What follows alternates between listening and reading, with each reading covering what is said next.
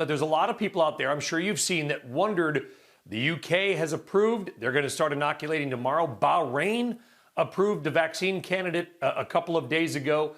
Why has the United States seemed to be dragging its heels just a bit? Well, I don't think the U.S. is dragging its feet. The U.S. is actually doing due diligence. As a scientist, I've yet to see any actual scientific publications with the data from Pfizer, Moderna, or any of the other vaccines. All we've seen right now are press releases primarily directed to stockholders and investors. So the FDA, I'm sure, is reviewing the application. The applications for an EUA are a very complex process. And I think they're doing what we need them to do, which is due diligence. They actually are going through the review. They're going to go to the advisory committee. And remember, what we want to do is be able to give a safe and effective vaccine. And I think the FDA is doing exactly what it needs to do.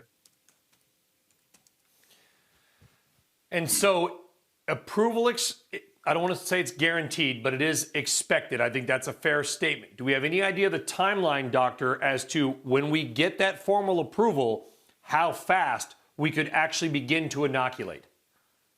I think vaccine is already being distributed to the different sites around the states to be ready to go. So once, and remember, this is not an FDA approval yet. This is just an emergency use authorization. An approval is a much more complex process. This is simply saying we're approving it to be used right now because there's no other options pending final data and final results. So this EUA will be issued, and after the EUA will be issued, I suspect it will take no more than 3 to 5 days before the beginning of vaccination of the two groups that CDC recommended be the first ones to be vaccinated, which are healthcare workers and people living in long-term care facilities. Yeah, and should teachers be on that list as well, doctor, in your mind? I mean, I think everybody will be on the list at some point in time.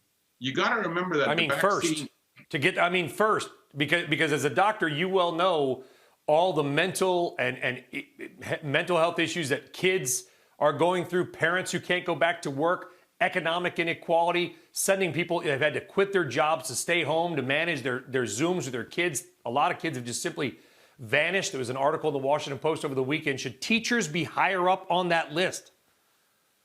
I think teachers will be in the second group of people being immunized.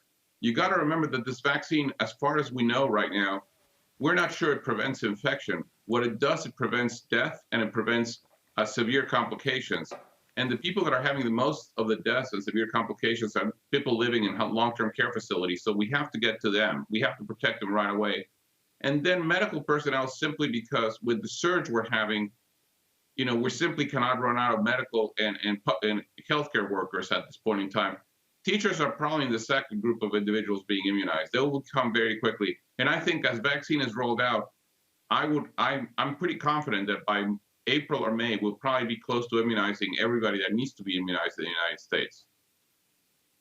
And that is such a measure of optimism, doctor. And I appreciate you saying that, because I understand this is a marathon. It is not a sprint. We're not going to inoculate 320 million people in the next few months, but taking care of the most vulnerable, it's a 99.5% survival rate for the non-elderly and fairly healthy. So that will change a lot in the United States, will it not? Oh, it will change dramatically. If we see a drop in hospitalizations and a drop in mortality, it'll be a game changer.